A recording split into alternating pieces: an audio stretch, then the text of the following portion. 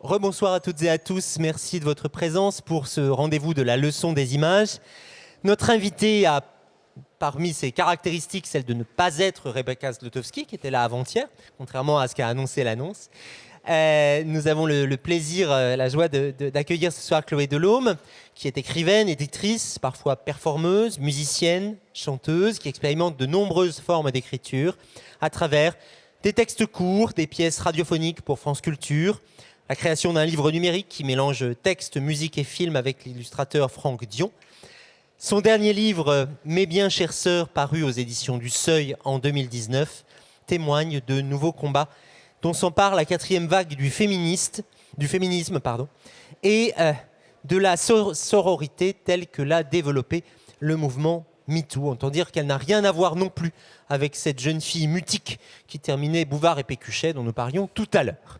Je lui laisse immédiatement la parole et la remercie de sa présence. Merci.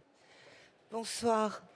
J'ai été invitée à choisir dans un corpus d'images une petite vidéo. J'ai choisi la grève des Suisses et la leçon d'image qui suit va être assez brève. Je vous lance l'image.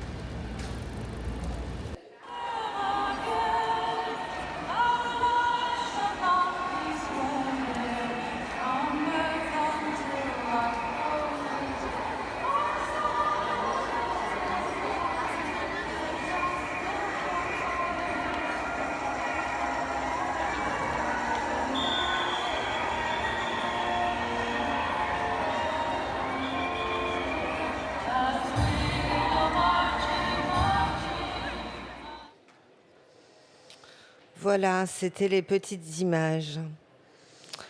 Ça s'est donc passé le vendredi 14 juin 2019 en Suisse.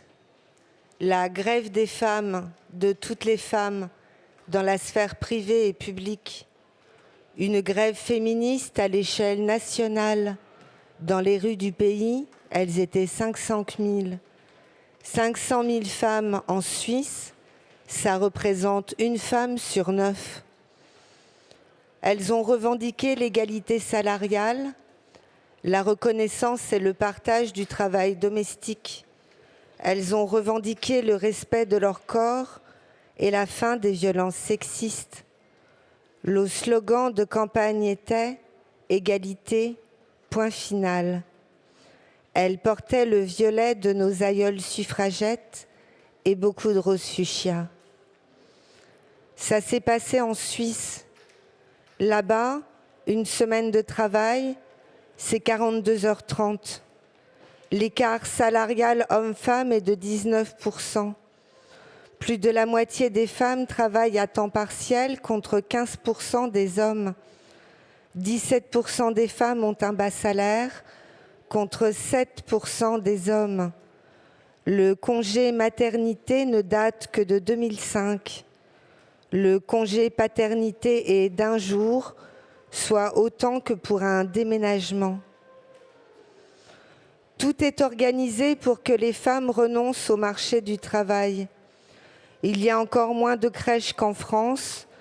L'assignation des mères est au foyer. Les femmes paysannes sont perçues comme des épouses. Elles n'ont pas de contrat de travail. En cas de divorce, comme arrivées à la retraite, elles n'ont rien. La Suisse a un taux élevé de féminicide, plus élevé que celui de l'Allemagne, lui-même supérieur à celui de la France, de l'Espagne et de l'Italie. En France, seulement 12% des femmes portent plainte après un viol. En Suisse, c'est 8%. Pour être reconnue comme victime, c'est le parcours du combattant. Surtout qu'en Suisse, ce qu'on appelle un viol, c'est exclusivement la pénétration d'un vagin par un pénis avec contrainte. Par un pénis, c'est par rien d'autre la pénétration d'un vagin. En Suisse, une sodomie non consentie n'est pas un viol, c'est une contrainte sexuelle. Une contrainte sexuelle, c'est moins grave. Les prédateurs s'amusent de leur impunité. C'est pour toutes ces raisons qu'elles étaient 500 000 le 14 juin dernier, une femme sur 9 en grève. Il y avait eu un précédent en 1991, parce que la place des femmes en Suisse, c'est vraiment compliqué. Elles n'ont eu le droit de vote qu'en 1971.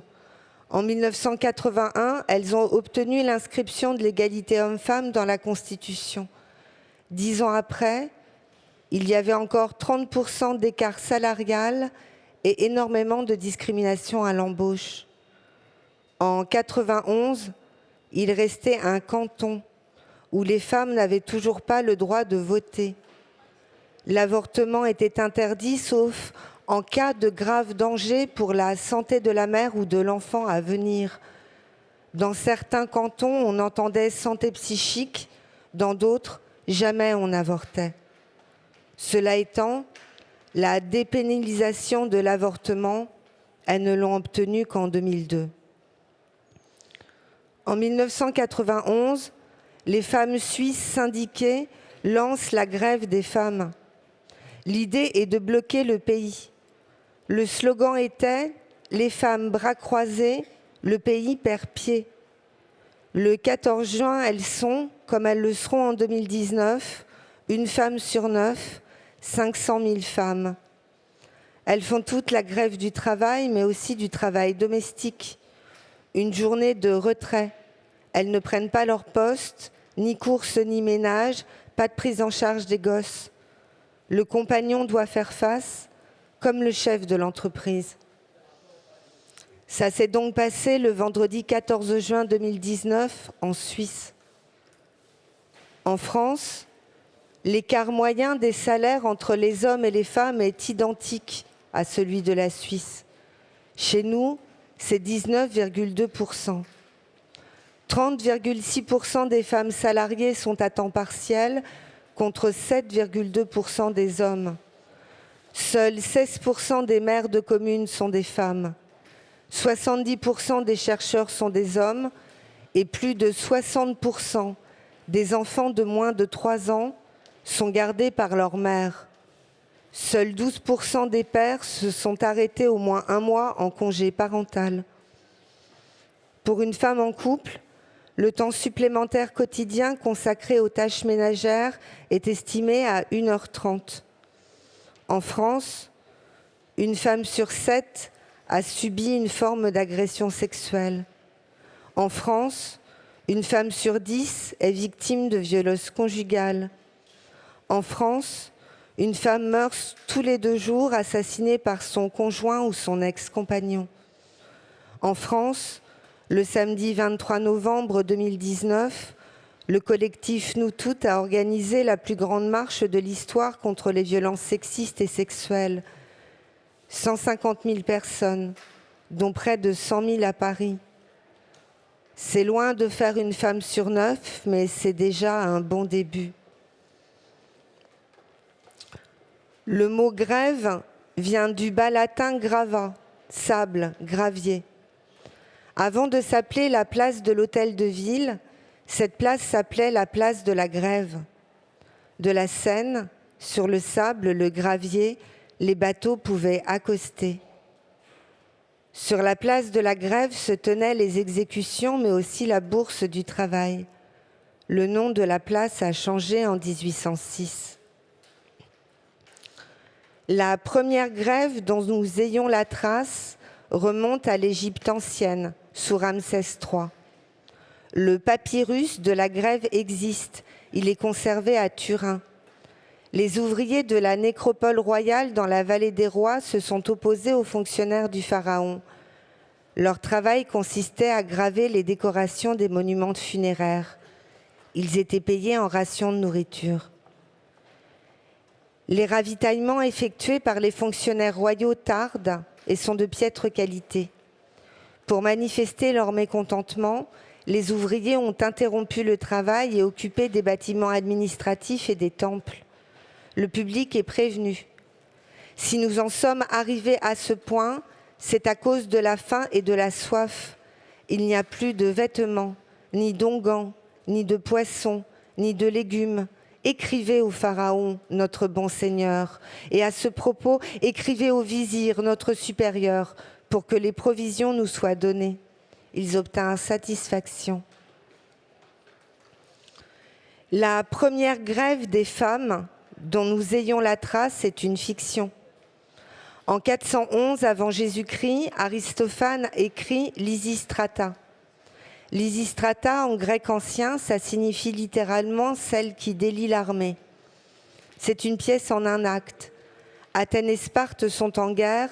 Lysistrata lance la grève du sexe pour que les hommes cessent le combat. Pour arrêter la guerre, refusez-vous à vos maris. La première grève de femmes qui a eu lieu dans le réel s'est déroulée à Rome, au IIIe siècle avant Jésus-Christ. Le Sénat venait de leur enlever le droit de voyager en voiture. Elles refusèrent de faire des enfants tant que la loi serait maintenue. Le Sénat finit par céder. Il a même instauré une fête pour commémorer cette lutte victorieuse. Ça s'appelle la Carmentalia. La grève est la cessation d'activité comme moyen de pression politique. Depuis toujours, le corps de la femme est un outil de production. La France a connu des grèves organisées par des femmes, des ouvrières en colère, la fameuse grève des sardinières, une série de grèves entre 1905 et 1924. Elles protestaient contre la pénibilité de leurs tâches et demandaient une augmentation de salaire. Elles travaillaient dans les conserveries de poissons à Douarnenez et Concarneau.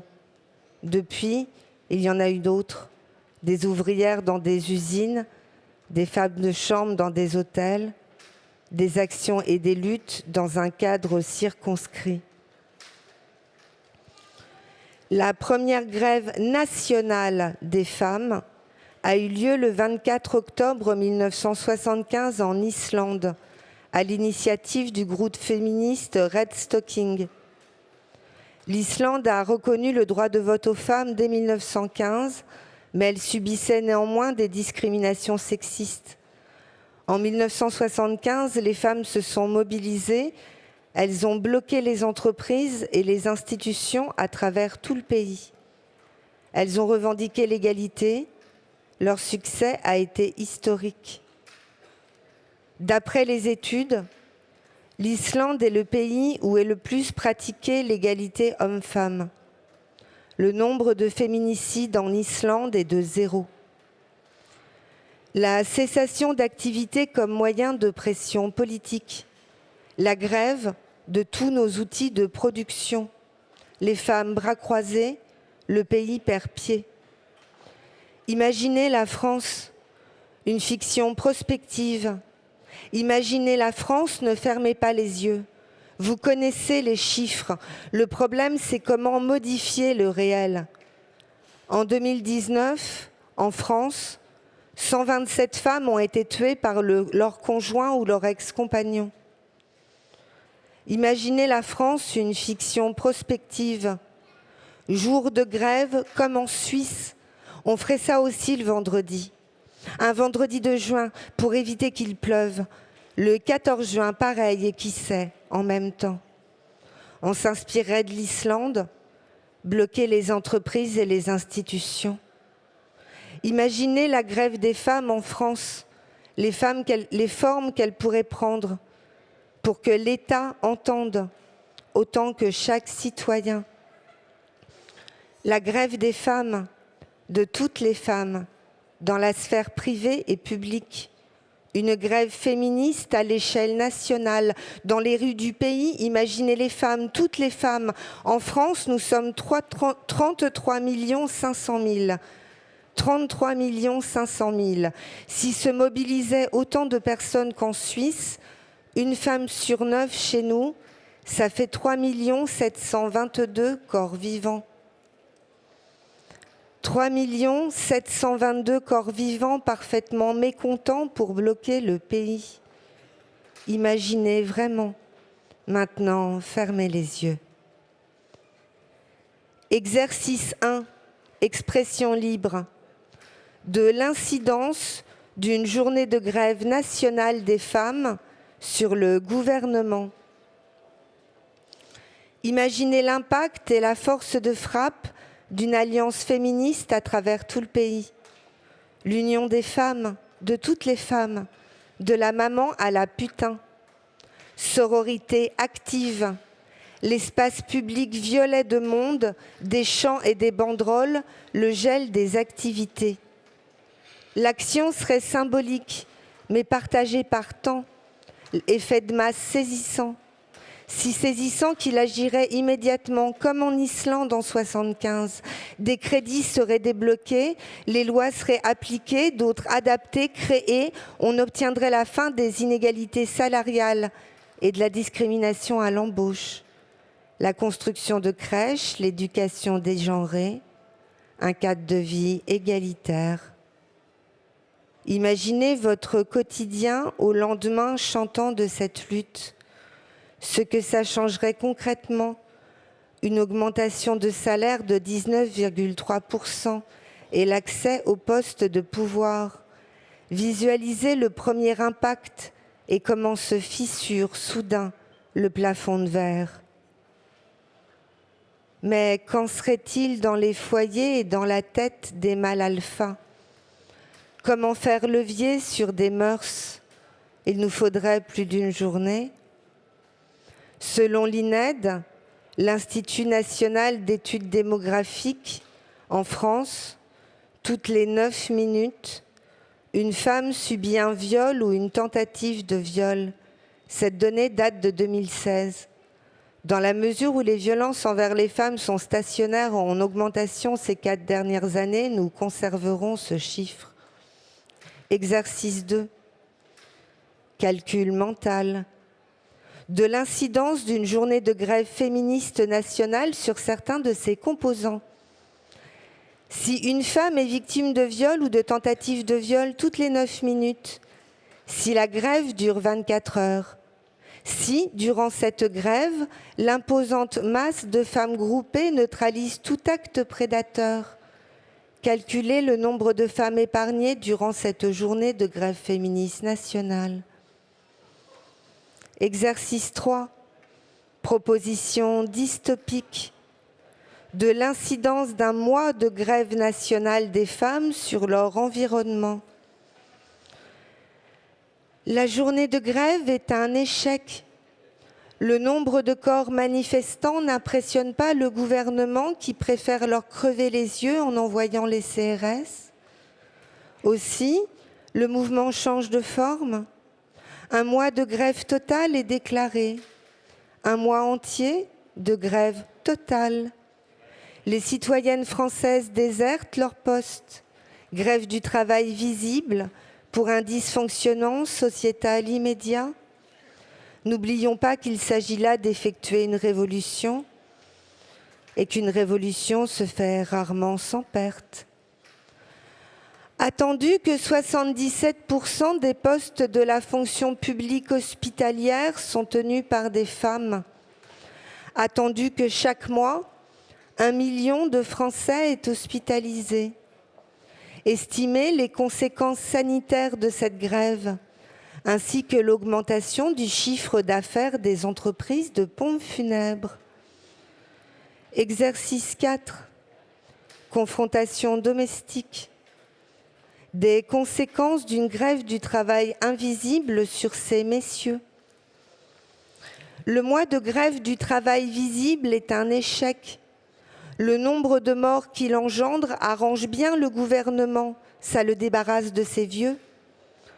Puisque le privé est politique, les femmes font la grève de chez elles, dans leur propre foyer, là où elles ont une charge de travail supérieure à leur conjoint d'1h30. Elles rendent leur tablier et s'en vont se réunir chez les unes et les autres, tandis qu'elles sont traquées par le GIGN. Sachant que, étude Ipsos 2018, 71% des hommes en couple considèrent que participer aux tâches domestiques fait partie de leur rôle. 68% des hommes en couple estiment que s'occuper des tâches domestiques leur renvoie à une image positive d'eux-mêmes. Mais que 21% des hommes en couple trient leur linge et lancent une lessive, 20% repassent eux-mêmes leur chemise, 22% lavent les sanitaires, 29% préparent le repas, 13% s'occupent des enfants. Bien que 55% sortent les poubelles, probablement parce que ça leur permet de prendre un peu l'air.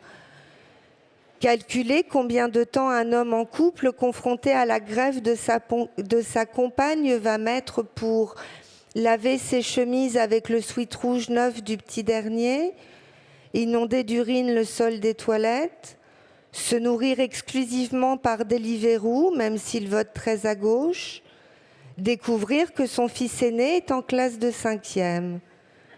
Calculer également, attendu la charge mentale, le nombre de jours qui le séparent du burn-out. Exercice 5. Exercice d'imagination. De la suppression du care comme principe actif. Le care est à la mode. Le soin, c'est féminin. L'empathie, notre lot. La bienveillance, mesdames, maintenant, c'est finito. Imaginez la vraie grève de la bienveillance. Laissez venir à vous la puissance de Lilith, première femme à dire non. Entre les mains des femmes se tisse le lien social. En temps de grève totale, on laisse tomber le rouet. Imaginez la vraie grève de la bienveillance. Les femmes toujours tempèrent, si gentiment apaisent et regonflent les égaux. Le temps de la colère a peut-être sonné. Imaginez chaque fois que vous êtes bienveillante, les conséquences directes si vous vous absteniez. Calculez l'énergie que ça vous coûte chaque jour, divisez-la par le nombre de conflits évités. Maintenir une bonne ambiance n'est plus votre problème et la souffrance d'autrui n'est plus votre souci. Imaginez la vraie grève de la bienveillance. Calculez le pourcentage d'allègement immédiat de votre charge mentale à l'échelle quotidienne et le nombre de conflits, chez vous ou au travail, espaces privés, publics, qui ne peuvent plus qu'éclater. Exercice 6. Inspiration. De la grève du sexe comme outil de chaos. Dans la pièce d'Aristophane, Lysistrata pousse les femmes à se refuser à leur mari pour faire cesser la guerre. En janvier 2017, au Kenya, pour combattre l'abstention, une députée a engagé les citoyennes au boycott sexuel tant que leur partenaire n'était pas allé voter. La grève du sexe ne peut être efficace que si elle est menée par toutes, absolument par toutes, quelle que soit sa situation. Conjointe légitime ou maîtresse, amante régulière ou coup occasionnel, les femmes doivent en chaîne faire ceinture. Cela implique aussi de désinstaller Tinder. Tant que les choses ne bougent pas, à la bite, on ne touche pas. Dans ce cas, et seulement dans ce cas, le mâle hétérosexuel, fils aîné du colonialisme et de la phallocentrie, se trouvera perturbé. Dans ce cas, et seulement dans ce cas, la frustration de chacun se déploiera dans l'espace public et ils se mettront sur la gueule dès le matin dans le métro. Parce que, nota bene, selon l'Observatoire des violences faites aux femmes, 47% des viols sont commis par le conjoint ou l'ex-conjoint. Aussi, en cas de grève du sexe, il est recommandé d'utiliser le bromure et de prévoir un petit couteau. Exercice 7. Dernière proposition. De la grève de la natalité comme ultime recours. Les Romaines du IIIe siècle avant Jésus-Christ y ont pensé pour pouvoir remonter en voiture. Elles étaient alors obligées de faire aussi la grève du sexe. De nos jours, c'est moins contraignant. Paul Preciado, en 2014, en réaction à la loi sur l'avortement en Espagne, invitait à la grève des utérus. Il s'agit donc de protester en bloquant la natalité. Les femmes jambes croisées, le pays perd pied. En 1905, un chansonnier anti-va-t-en-guerre a composé une chanson qui s'appelle « La grève des mères ». Couplet. Puisque le feu et la mitraille, puisque les fusils, les canons font dans le monde des entrailles couvrant de morts plaines et vallons, puisque les hommes sont des sauvages qui riellent Dieu fraternité, femmes de cœur, femmes à l'ouvrage, il faut sauver l'humanité. Refrain. Refuse de peupler la terre, arrête ta fécondité, déclare la grève des mères, au bourreau crie ta volonté, défends ta chair, défends ton sang, abat la guerre et les tyrans. Aujourd'hui, les enfants ne sont plus de la chair à canon, mais de la chair à marcher. Pour bloquer le système, cesser de le nourrir, ne plus l'alimenter, simplement refuser de s'y reproduire. Puisque ce pays ne se demande pas ce qu'il peut faire pour vous, demandez-vous ce que vous pouvez faire pour réveiller ce pays. La grève des utérus, la grève des mères. Attendu la question du qui va payer les retraites. Attendu que le PIB par habitant était en 2018 de 39 274 €. Attendu qu'un Français vit en moyenne 82 ans. Calculer le manque à gagner de l'État en cas de chute de la natalité. Estimer la panique de l'État en cas de crash de la courbe démographique. Il serait obligé d'accueillir des migrants. La grève des utérus, la grève des mères. Sachant qu'un Français émet en moyenne 5,2 tonnes de CO2 chaque année. Sachant que le poids de déchets générés par un Français par an est de 543 kilos. Sachant que vous roulez à vélo, ne portez pas de fourrure et consommez du quinoa. Jusqu'au bout, soyez cohérentes, sauvez la planète, ne vous reproduisez pas. La grève des utérus, la grève des mères. Le corps qui devant vous vient de prendre la parole est cis et nullipare. Ça influe sur le contenu. Dans son ouvrage Manifeste d'une femme trans, Julia Serrano dit « La seule chose que toutes les femmes partagent, c'est le fait d'être perçues comme femmes et traitées comme telles. » Pendant que je vous lisais ce texte, que vous avez écouté confortablement installé au Forum -1 du Centre Pompidou, quelque part, en France, 2 femmes ont été violées. Je vous remercie.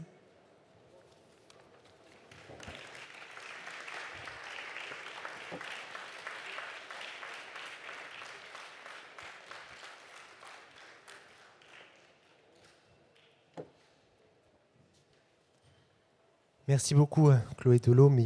S'il est difficile d'applaudir après la dernière phrase, il est également difficile d'annoncer la suite, mais je m'y astreins.